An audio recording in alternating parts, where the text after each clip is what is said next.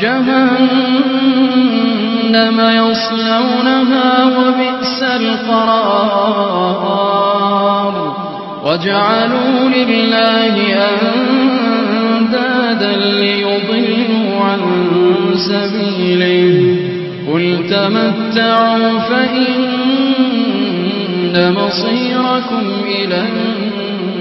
النار قل لعبادي الذين